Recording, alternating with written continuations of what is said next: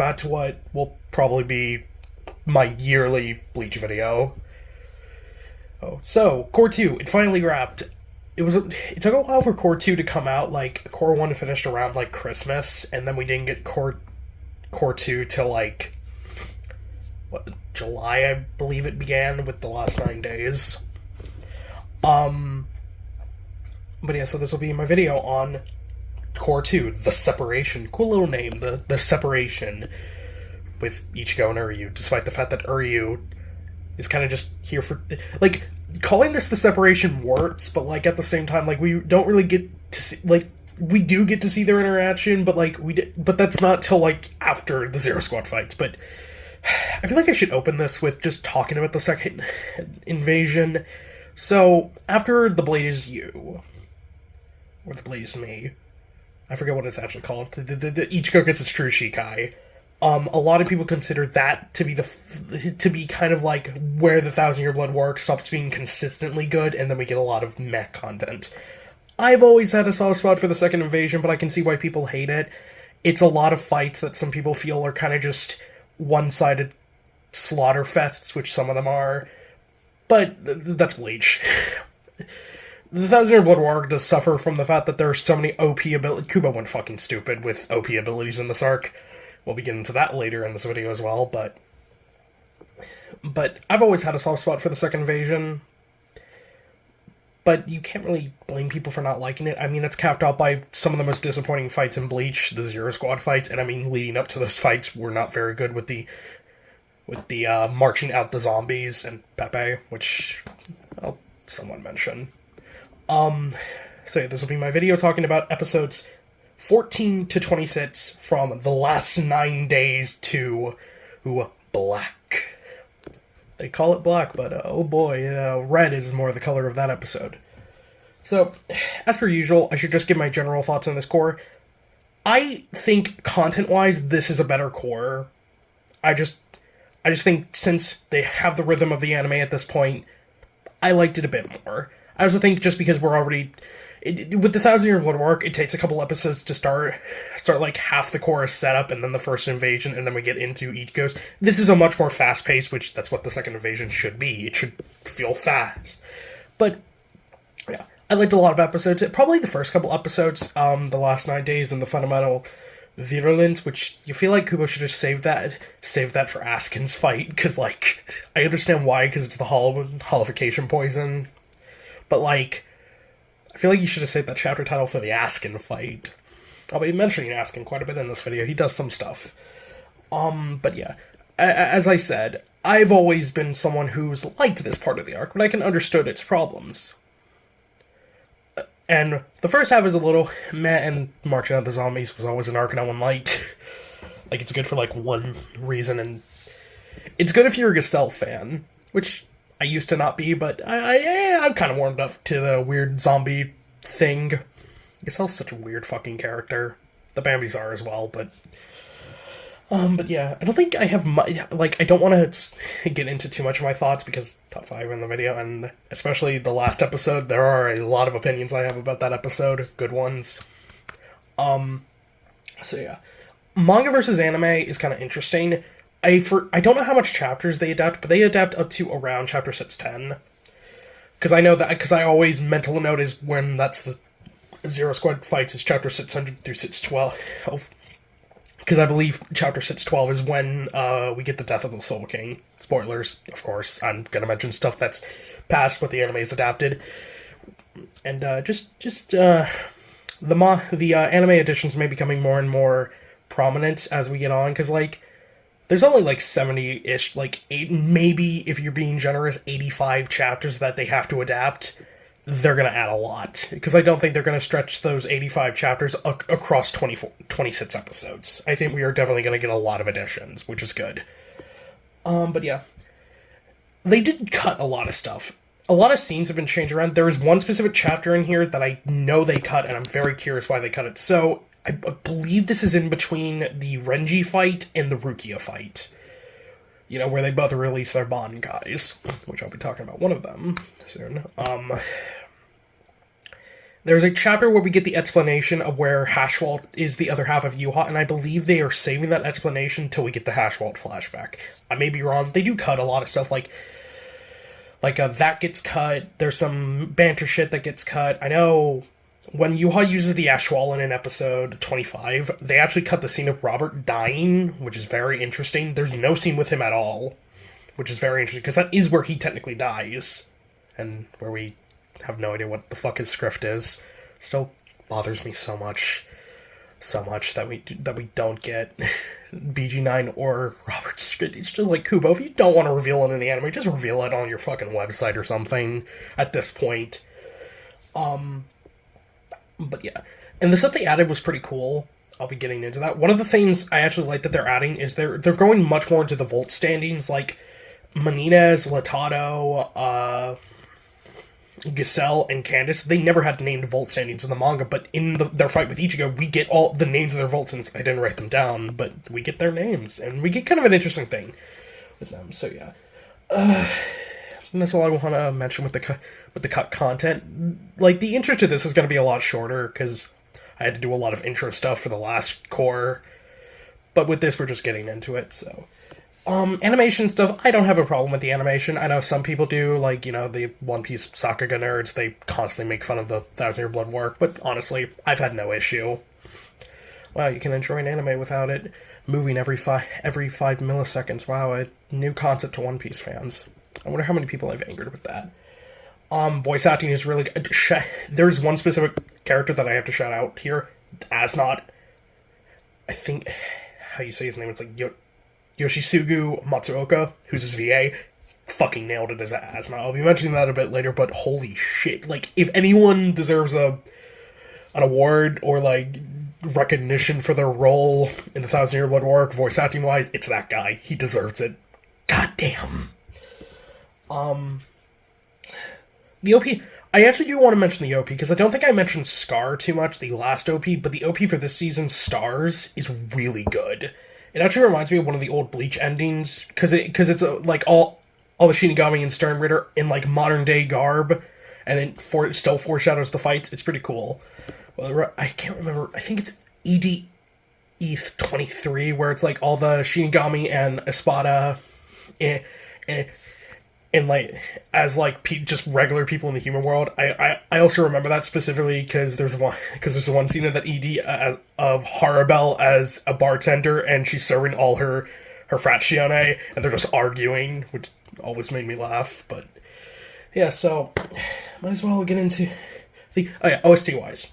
The first volume of the OST for Cour 1 released recently. I've given it a listen. The only track that I'm very sad that's not on it is the track that plays when Unohana uses Bankai, and later on it's used again when Kenpachi is fighting Gremmy, which I'll be mentioning as well. I'm going to be mentioning a lot of stuff. I don't want to spoil my thoughts on things, because there's some really good episodes this Cour. That track is not on it, sadly. So yeah.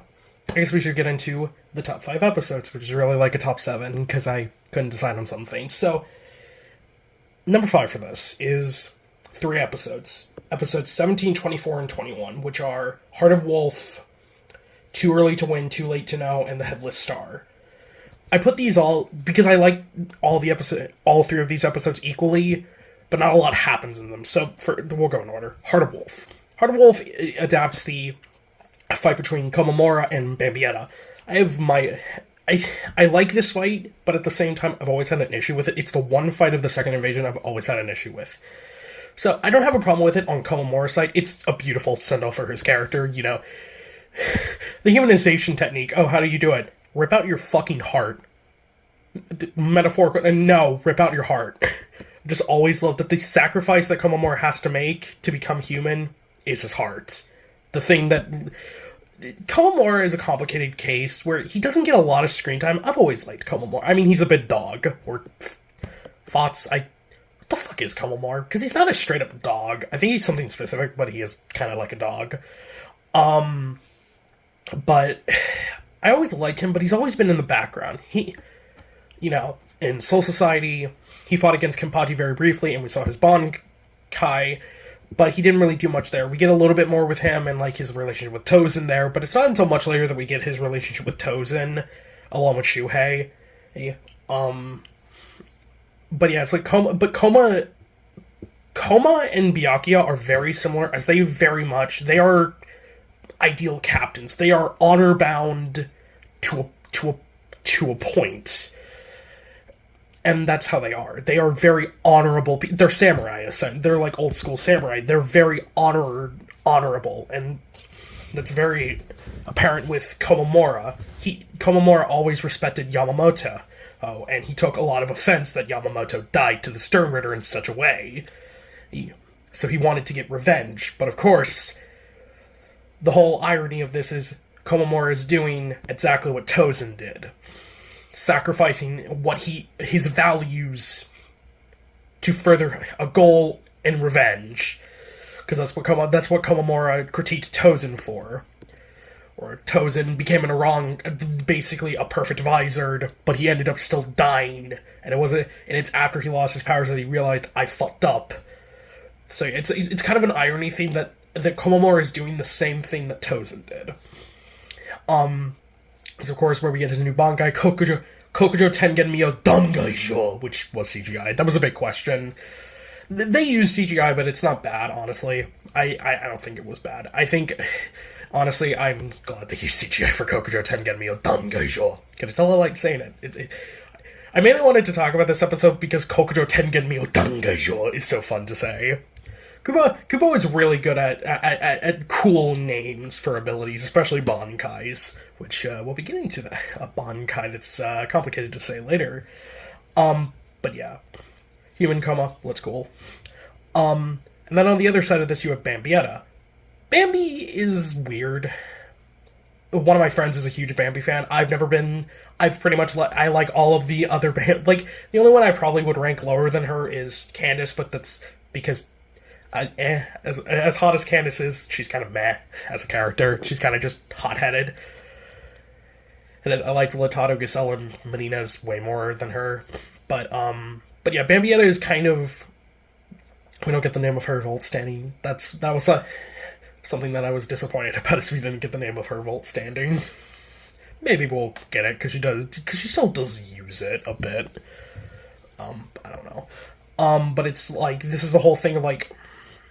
I kind of wish Bambi used Kokujo Tengen Mio, because I would have been interested to see, because it's clear that, like, well, the Bankais are not, like, different. Some of them change, because, like, Kane do when he uses Daigoro and Hyoremaru. His ice is a bit different. Actually, I think it looks more like, I can't remember his name, the main antagonist of Toshiro's film, of Diamond Dust Rebellion. It's, like, more purplish ice. It's still blue, but it has, like, a hint of purple. So I wonder what Bambi's Kokujo Tengen Mio would have looked like. But yeah, like, the Explode... oh yeah, something I should mention, I completely forgot about this. We see Shinji's Bankai in the anime. I forget the name. Sakashima Yokoshima Happo Fusagari. He uses it against some Soldat in, like, episode 15. I just wanted to mention that. He doesn't use it to great effect, but we got to see it in the anime. That was something a lot of people bitched about, how when we got... I know Tekken had a huge issue with that. When he did Shinji's video, 4 videos ago, when he talked about Sakanade, he took issue that, like, he's glad we got Shinji's Bankai, but he would have rather we got it in the manga. But hey, we got it in the anime. I didn't understand its ability until he used it. I mainly also mentioned Shinji because he fights against Bambi pretty briefly, because the Explode, Bambi's Schrift, I don't fucking know. I don't know how to say him. German. Is kind of like the perfect counter to Sakanade, because Sakanade is it fucks with you so much, because it flips everything, and the main weakness of it is if your opponent has an ability that's just AoE, like the Explode, yeah. But yeah, it's just, mainly for Komamura, I really like Heart of Wolf, and my main issue with it is Bambi is one of the Stern Ritter with more of a personality. She has a very joke intended, she has a very bombastic personality for the Explode, and that kind of gets all taken away. And she does go through a pretty interesting character arc, because a lot of her character is also continued in Can't Fear Your Own World, because Latato and Giselle show up there, and Bambi's still a zombie, so we get to see a bit more of Bambi, but, like, if you like Bambi as a character, this is where she ends. So, yeah. So, Too Early to Win, Too Late to Know is the beginning of the Zero Squad fights. And it's the most standard of them, because it's the most basic. It's where two main things happen in it. We get the fight between Shutara Senjumaru, who, I had stuck in her for fucking years, and it's finally paying off. We'll get to that a bit later. But we get to see her fight with Nyanzel Weisel, Sternritter W, the Wind. They shorten it. I thought that fight was much longer. Like, I've been watching these episodes with a friend every week, and I just say to him, like, I remember that fight being a lot longer in the manga, I guess because it's a lot of talking, because it's like, Shutara shit-talking Yuha a bit, like, you dare invade the royal palace with such few men. And then Nyanzel. It's like, why did Yuha bring Nyanzel? Like, why did he bring this random fucking Sternritter? That's, like, the most significant thing about Nyanzel is that he has 2 tons. The Wind is kind of an interesting script, because it bends what... Because anything that tries to attack Nyanzel, it bends, and he can use this to, like, bend things. And it actually reminds me of an ability, which maybe Kubo took inspiration, but it reminds me of an ability from Kana no Kyokai, Fujino's Mystic Eyes. I forget the exact name, but her ability is kind of similar, that she can twist things. Hers is a lot more fucking broken, though. And then Shutara. We get a lot of Shutara in these episodes, and we get a lot of the breadth of what her Shikai and Bankai do. Yeah, fuck it, spoiling. Yeah, we get Shutara's Bankai, which, god, fuck, I'll rant about it in, like, 20 minutes, but, yeah. They kill Nyanzel. Nyanzel's not... Then we get the introduction of the Schutzstaffel. We've already met Askin.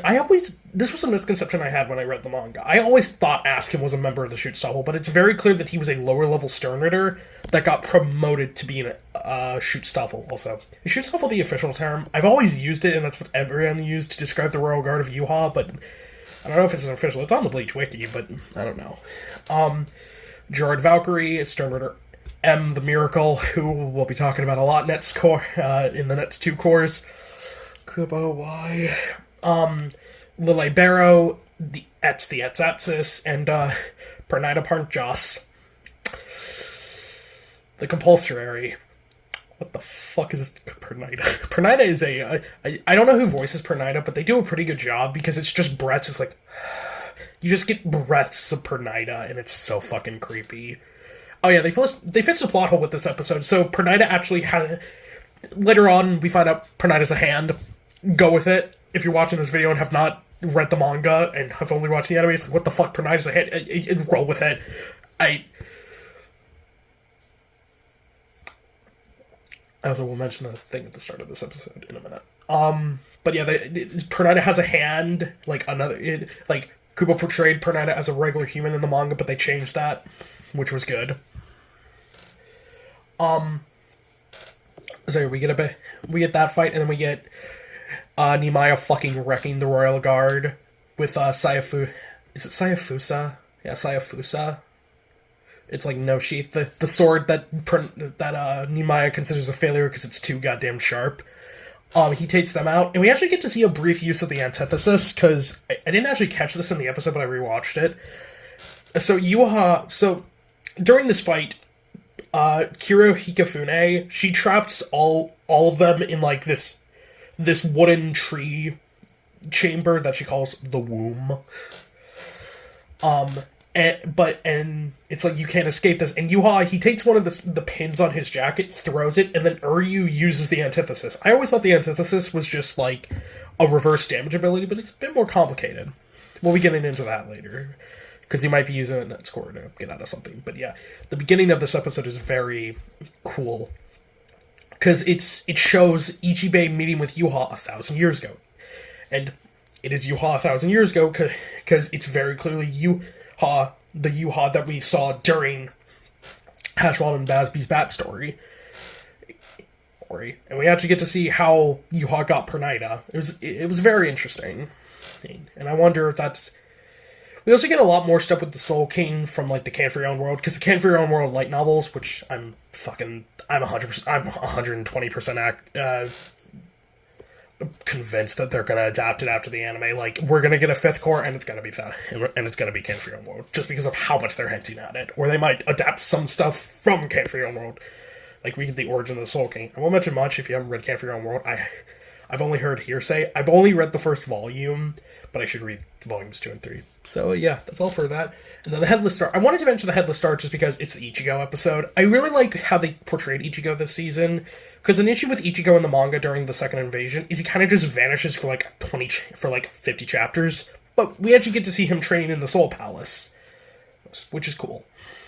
But he fights the Bambis, we get their vault standings and all that, and it was just cool to see their vault standings. It's not much to mention. We also get the really cool scene of him confronting Uryu, like, what the hell, Uryu? What are you doing on the enemy? But yeah. So, that was, 3 episodes. 10 minutes. So, number 4 is... These next 2 episodes are going to be the obvious ones for anyone who knew what... The 2 big moments that we all knew we were getting. So, number 4 is episode 20... I Am the Edge. I didn't actually know what they were going to title the Kenpachi fight. I wasn't sure if they were going to title it Blade, or if they were going to save that for the Bankai, for Kenpachi's Bankai. It seems like they are. So this is the Gremmy and Kenpachi fight. I put this mainly low just because I felt like it could have been a bit better. And voice acting-wise, it could have been a bit better, but still... I mean, it's so cool to see Kenpachi Shikai, For a long time in the series, I mean, and it was a question, like, for a majority of the series, like, did Kenpachi even have a Shikai, or was his Shikai that was the sword that we saw, just because it's so weird, it's, like, a very unique shape for a Shikai. We know that there are other Shikais, like Uehara, Ichibei, Mayuri, they all kind of look weird in their Shikai form. But Uehara, you can just explain that he just modified it with Kido and stuff, to just kind of keep it there in like a cane sword form. And with Ichibei, I mean, Ichibei names things, so he can just fucking he can just do whatever. Ichibei's like a million years old, so he's fucking OP as fuck. But yeah, but this is also where we get, unfortunately, one of my least favorite Stern Ritter, Gremmy Thumu? I believe it's Thumu. He's one of the few Stern Ritter that doesn't have a strictly German name. I think, yeah, like, Thumu is, like, French or something. Sorry if I'm pronouncing it wrong. But yeah, this is where we get his ability of the visionary, the power of imagination. Me and my friend are still convinced to this day that Kubo made Gremmy just so Kenpachi could cut shit he could never reasonably cut. Like, I want Kenpachi to cut lava. Okay, Gremmy can make that happen. I want Kenpachi to cut an AK-47. Gremmy can do that. I want Kenpachi to cut the fucking fabric of space itself. Gremmy can do that. I want Kenpachi to cut a meteor. Like, I think how Gremmy came to it is Kubo had a pretty good idea of how he wanted to show off a Nozarashi. A cutting a fucking meteor. And yeah. And the rest is history. One scene that they cut out of here that I'm disappointed about. So, one of my critiques of Hashwold is that he's stone-faced the entire arc, but one of the funniest scenes is that when Gremmy uses the meteor, Hashwold has a face of, what the fuck am I looking at? It's just like, Gremmy! A lot of this episode is kind of going into Kenpachi's character now that he has killed Unohana. It's like he has now come into his own as the true 11th Kenpachi. They also cut a line that I'm disappointed about, because Gremmy, when Kenpachi introduces himself, Gremmy's just like, the Kenpachi from Zaraki. So yeah. So a lot of this episode is kind of the themes of what does it mean to be the strongest, which... If you've been reading Jujutsu Kaisen recently, that's kind of a funny topic with Sukuna and Gojo. Greedy children. But this episode also... A lot of this is kind of retroactively, it makes more sense. So, Yachiro Kusajishi, I fuck up her last name. Yachiro Kusajishi is a confusing character for a lot of manga readers, because it was very ambiguous what her fate actually was. We had a kind of idea, I know Tekken called this back in the day, but there was a lot of theories going around that, Yachiro is Kenpachi's Zanpato spirit, and she shows up during his Bankai. So Kubo has gone into a lot of detail on his website about this, and what it's basically is that Kenpachi has two different Zanpato spirits. An older woman that is his Shikai, most likely that either looks like a younger Unohana or just an older Yachiro, and then his Bankai spirit is Yachiro. It's not really clear on, like, how the hell this works, because, like, how is Yachiro a Zanpato spirit, and how is she also a Shinigami? Like, she has her own sword. I forget the name of it. But she has her own, like, Zanpato and stuff. It's just, like, it was confusing.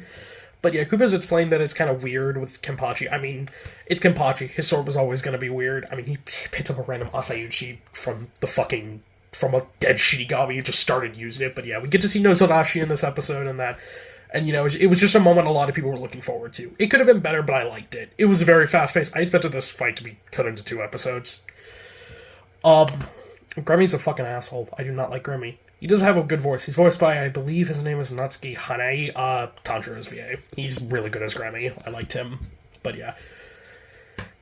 Grammy's a brain in the jar. That still makes no goddamn sense to me. I don't care how Yuha got the left hand of the Soul King.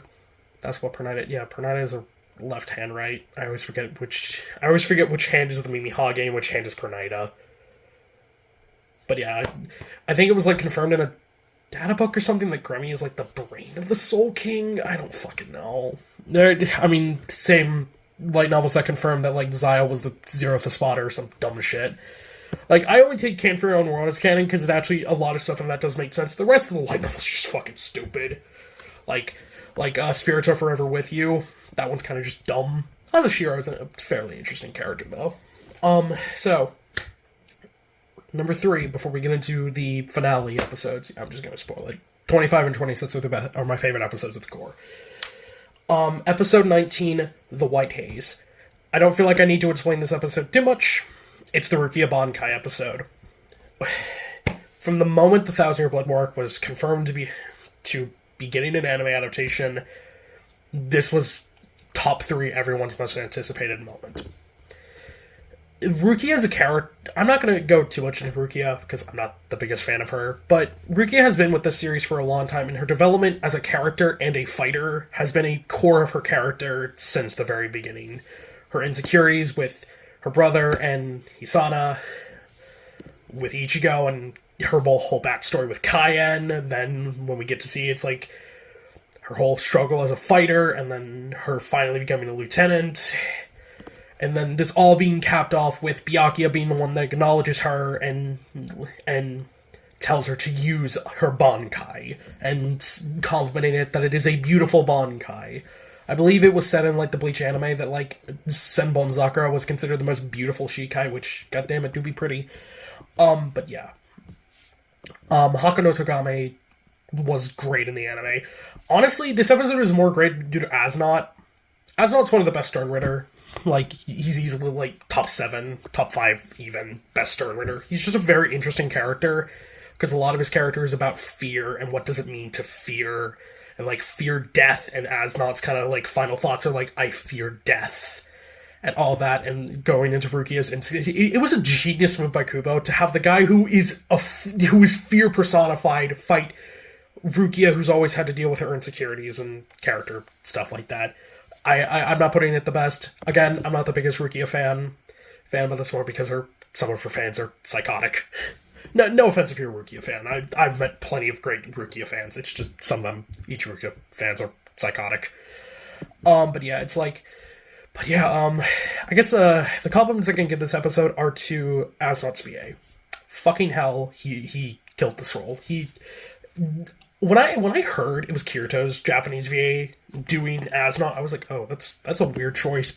In Cour 1, I was like, oh, he's really good. And then this episode, goddamn, this episode is just like, god damn, man, Jesus Christ. Oh yeah, and credit to the animation team, because Forneri Karas... No, not... Tartar... Why do I always fuck up? Why am I fucking up silent?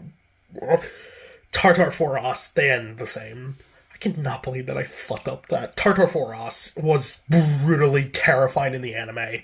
Because it's, like, already Rukia, like, this is also the episode we find out the true ability of Soto no Shirayuki, which I think made sense. I think Kubo did it just because he wanted to differentiate Hyorin Maru and Soto no Shirayuki, because it's like, okay, they both can manipulate cold, then it's like, I need to differentiate them, so he does, and it's temperature manipulation. I always thought that made sense.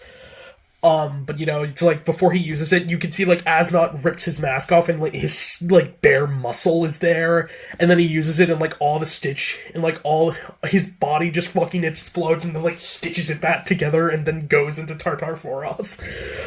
I audibly let out a gasp with that. God damn, that was creepy. Living up to his name was the Fear. But yeah, not much there. It's just a really good episode, and it was an episode a lot of people were looking forward to due to it being Rukia's episode. So, the last two episodes, The Master and Black, both episodes 25 and 26 were a 1 hour special, and I feel like I need to talk about these episodes together just because of what they signify. Okay, so, the Zero Squad. The Zero Squad is oftentimes considered the most disappointing aspect of the final arc, due to the fact that they were hyped up as being collectively stronger than the Gotei. 5 of the Zero Squad are stronger than the entire Gotei, which, at this point in the series, isn't saying much considering, like, half the captains are dead. But yeah, it was a really, like, we get the fight with Shutara and Nyanzol, then we get the fight with Nimaya and Askin. I forgot to mention actually, no, it's in this episode, so that's... It's just kind of like, it was a disappointing thing, because it's like, we get to see those fights, and then Yuha goes to challenge Ichibei, and then the rest of the fights after he uses Ashwallen are off-screen.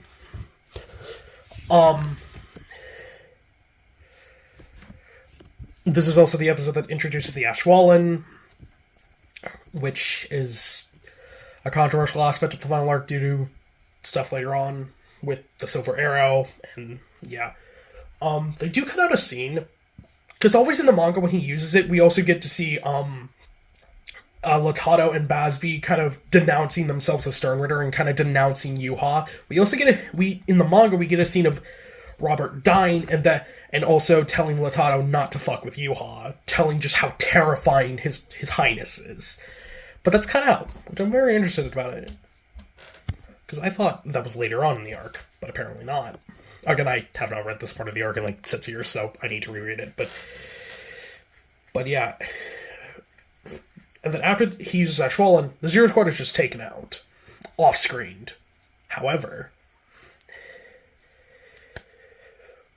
we get to see the fights between the Schutzstaffel and the Royal Guard. And I'm so happy we finally get to see here. This episode is also where we get the explanation of the death dealing, Askin's ability of lethal dosage. I'm going to say my whole rant about the death dealing and all the scripts of the Schutzstaffel for Net's cour and for the Net's 2 cours, because, oh god, it's going to be... I don't even know how I'm going to do, because they're probably going to pace it slower, so I'm curious, so I don't know. Also, the Net's cour is scheduled for, like, 2024, so, yeah, I'm probably not going to be doing another video like this for, like, a year. It's only been, like, 10 months since the last one, so, you know, yeah. But yeah, so... Final episode, Black. We also get a lot of Ichibei and Yuha. Ichibei is just entertaining. And Ichibei is a broken fucking character, because of Ichimonji. The rare case where a Shikai is more broken than the Bankai. Dear God, Ichimonji. So yeah, episode 26, Black. They call this episode Black, but I feel like they should have given it its own title for Shutara. So... we get the more extended fights between the Schutzstaffel and the Zero Squad. We get to see a bit more of Korinji use Kinpika, which I'm still confused what the fuck Kinpika's ability is, because it's like, it seems like it's a light blade that lets him move fast, but he also has like hot spring manipulation. It's weird. We don't get anything new with Kiryu, unfortunately. We do get to see her hot form one more time, so I'm thankful for Kubo for that. But we don't get the name of her. And we get a bit more with Nimaya, but we get probably the Zero Squad member that we get the most additions to are a Shutara, which I have to explain this. So, back in the day when I read Bleach, I always was curious about Shutara, because I always felt like she was the member of the Zero Squad that didn't do a lot. And I was kind of disappointed about that, because she has such a striking design, because it's like, she has that, like, golden crown behind her head, and she has, like, those 6 arms, so it's just and it's like, we never really got to, and it wasn't until Ken Fear on World that, and, like, website questions that we got to what made her a Zero Squad member. She made the She-Hulk shows. So it's clear there was, like, a weaving aesthetic. But yeah, so we get the explanation for why the Zero Squad don't use their swords. And why they say us using our powers shapes reality. Why they're stronger than the Gote. So they all have this was somewhat set up in the manga, and then basically all the Zero Squad is connected by a blood oath. And as long as one of them lives, they all can revive. Like, Ichibe's still alive. And he was able to revive the rest of the Zero Squad after the manga ended. So they have this word blood pact, but this blood pact is not just that, it also limits their abilities. I imagine Ichibe this might be only for the other members of the Zero Squad just because Ichibe is so fucking old. And just because so intrinsically his Zanpato is just a part of him. But yeah, this is the reason why we didn't get to see their Bankais. So they fight the Schutzstaffel pretty briefly, and then they're all kind of weakened, and then Nemaya's like, he explains this. I think it's Shutara that explains this. I forget who does, but Hikifune, Kirinji, and Nemaya all kill themselves so Shutara can use her Bankai. That's right, we get to see the Bankai, an anime original Bankai, which I got slightly spoiled on this, but it's unbelievable that we got a new Bankai. I know people are like, but what about Shinji's?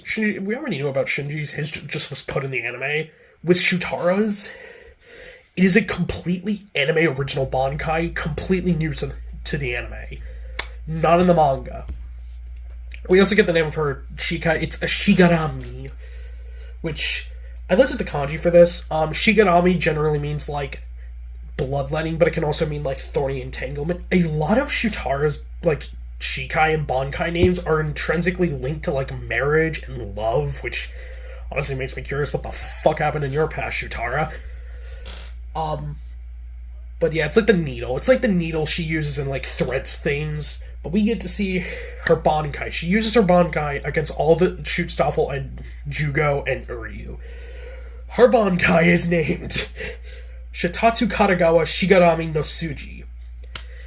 It's like an illusionary type Zanpato, like, Bankai, because she creates this entire realm of, like, thread and string,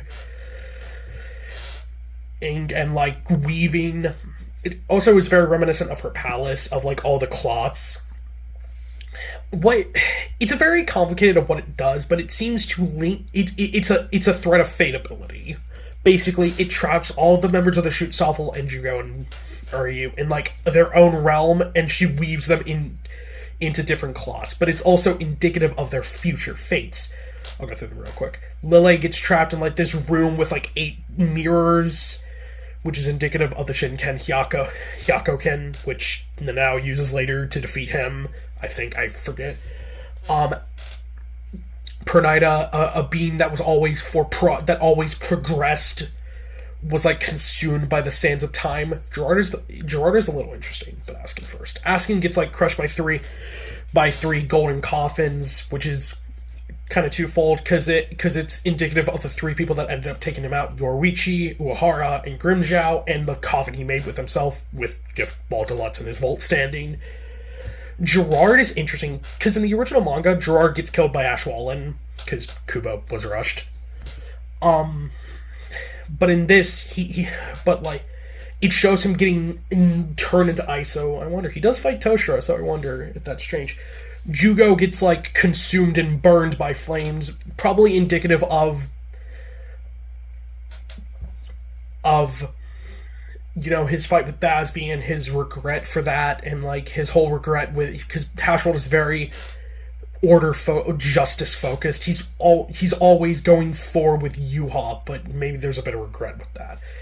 And then Uryu's a bit weird, because it's like hospital gowns with, like, the symbol of the Quincy that like is sucking away his power, which is indicative of the Ashwallen and his mother and all that, which is interesting. And then we get the halfway conclusion of Yuha versus Ichibei. As much as I like Yuha versus Ichibei, it's just like that. The Shitara section was the standout. It all has complicated names, but yeah, it's like. And when Shutara activates Bankai, it shakes Soul Society, the Royal Palace, and the World of the Living. It is fucking mental. So it truly does show that, like, yeah, the Zero Squad using their Bankai are no joke. And that is all I think I have to say for this core. So, now that we are, in my opinion, we are in full, just random terror. We are in full blast territory. Whatever Kubo wants to add, he's going to add. Because at this point, this is the part of the arc that I think Kubo always wanted to change stuff, so yeah. I don't know, what will they change? I honestly don't think the fight between Shunsui Nanao and Lily is going to change, and the fight with Pernida is going to change, and the fight with Uehara and Askin is going to change, but the fight with Gerard may change, and of course, we're definitely going to get more with Jugo, Uryu, and then Yuha himself, but yeah. I've rambled for about 40 minutes. I don't know if this is coherent. I haven't made a video in a while. I got sick, so I couldn't make the Volume 16 video for 2 hours. So, if you like this video, like and subscribe, and comment, do all that stuff, and tell me, what was your favorite episode of this core? And did you like the additions the anime made? The new Volt standings, and Shutara's Bankai, and the stuff with the Zero... You probably did like the Zero Squad edition, so, yeah. I think that's all I have to mention, so this will be Neo, signing out.